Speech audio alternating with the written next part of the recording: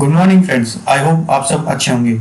आपका स्वागत है आपके अपने YouTube channel current affairs for exam में। चलिए आज दिनांक 21/1/2024 की प्रश्नावली शुरू करते हैं। वर्ष 2023 की ब्रांड फाइनेंस रिपोर्ट के अनुसार निम्नलिखित में से कौन सा कंपनी सबसे मूल्यवान आईटी सेवा ब्रांड है? Tata consultancy services, Accenture, Infosys या एचसीएल टेक? सही जवाब है एसेंचर।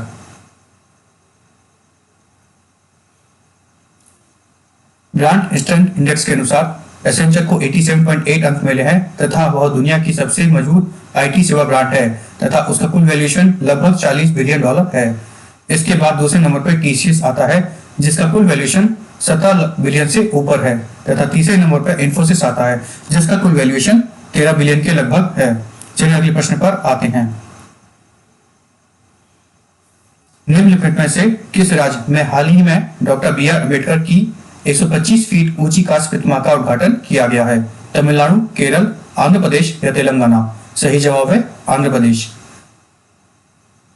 हाल ही में आंध्र प्रदेश के स्वराज मैदान विजयवाड़ा में डॉक्टर बी.आर. अम्बेडकर की 125 फीट ऊंची कांस्य प्रतिमा का उद्घाटन किया गया है। इस प्रतिमा को स्टैच्यू फॉर सोशल जस्टिस के नाम से जाना जाएगा। चलिए अगले प्रश्न पर आते हैं। कुल बोरोक दिवस कब मनाया जाता है? 16 जनवरी, 17 जनवरी, 18 जनवरी, 19 जनवरी? सही जवाब है 19 जनवरी। कुल बोरोक दिवस 19 जनवरी को मनाया जाता है।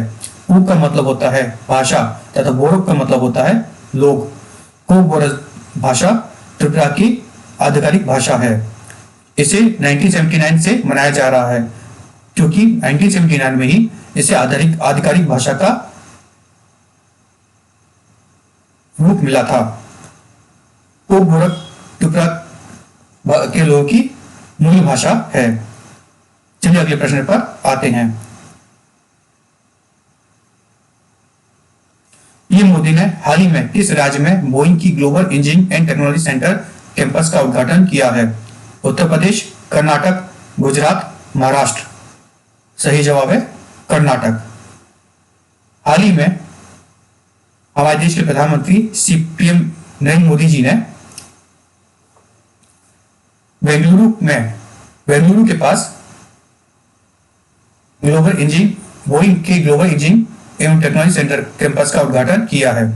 यह 1600 करोड़ की लागत से बनाया जा रहा है तथा इसकी खास बात यह भी है कि यूएसए के बाहर बोइंग की सबसे बड़ी दूसरी मैन्युफैक्चरिंग यूनिट है।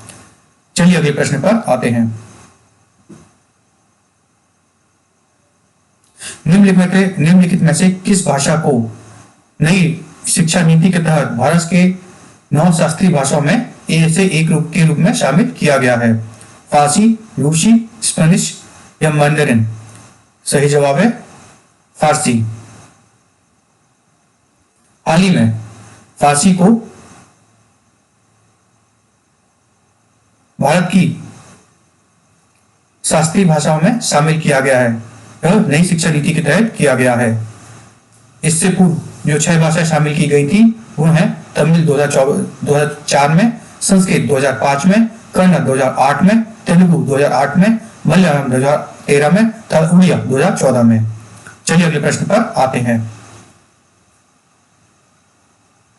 नागरिक उड्डयन क्षेत्र में चौथे विंग्स इंडिया अवार्ड्स के में किन 2 हवाई अड्डों ने सर्वश्रेष्ठ हवाई अड्डे का पुरस्कार जीता है? चेन्नई एवं दिल्ली, बेंगलोर एवं चेन्नई, बेंगलोर एवं दिल्ली या चेन्नई एवं कोचीन? इसका सही जवाब है बेंगलोर एवं दिल्ली।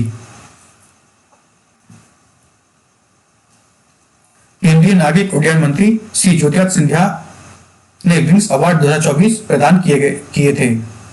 हाल ही में उनके द्वारा प्रदान किए अवार्ड में विंग्स इंडिया अवार्ड्स में 2 हवाई अड्डों को सर्वश्रेष्ठ हवाई अड्डे का पुरस्कार मिला है। यह हैं बेंगलोर एवं दिल्ली के।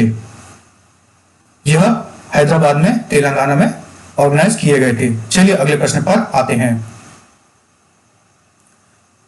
मून स्नाइपर मिशन निम्नलिखित में से किस देश के द्वारा लॉन्च किया गया था?